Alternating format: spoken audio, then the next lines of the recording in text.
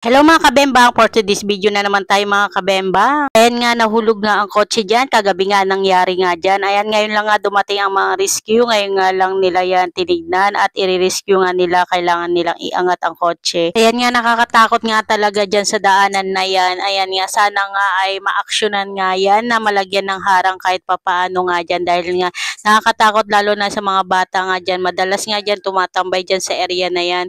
At sa lalo na sa gabi, madalas yan nga may mga tumatambay nga dyan. Hindi nga lang bata, may mga matatanda, madalas nga yan ay tambayan nila pag gabi.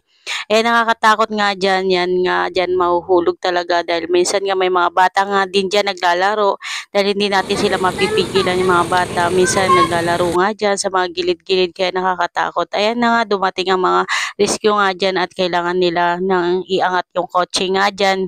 Yan kagabi nga dyan. At dahil ginagawan nga nila at pinag-iisipan nga nila kung paano nila iaangat yan yung sasakyan na yan dahil nga dalawang sasakyan na ang maghihila dyan sa kanyang kotse dahil didiskartihan nila kung paano nila maiangat ng maayos. Hindi nga lang ngayon lang nga nangyari yan na may nahulog nga na dyan sa sasakyan.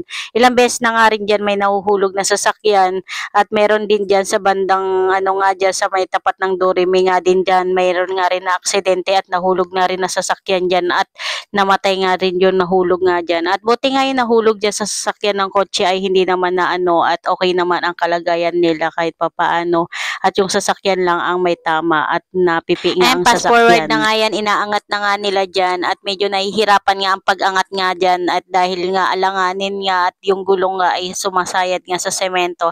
Ayan, inaangat na nga, ayan na nga malapit na nga umakyat ang sasakyan at maiaano na nila.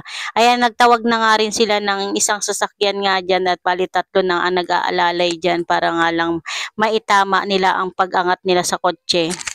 Sana nga maaksyonan itong gilid ng kalsada nga na ito at dahil napakadelikado nga lang dito sa mga sasakyan at hindi nga lang sa mga sasakyan at sa mga batang nga naglalakad na at napakadelikado dahil nga walang harang nga itong daanan na pa-street nga ito at napakadelikado kapag naglalakad at mga bata lalo na pag naghaharutan ang mga bata at mga sasakyan at kapag dumadaan napakadelikado talaga. Sana maaksyonan itong gilid na ito at maging okay at hindi maging kampante nga ang mga tao at mga magulang dito para safety para sa lahat. Ayan, fast forward na nga at okay na nga at naiangat na nila ang kotse at yan na nga yan, naging okay na nga. At ayan, may pipi nga yan sa tagiliran nga at may mga basag na salamin nga dyan.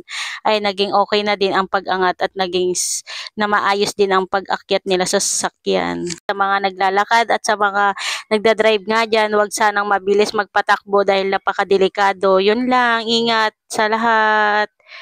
Bye-bye!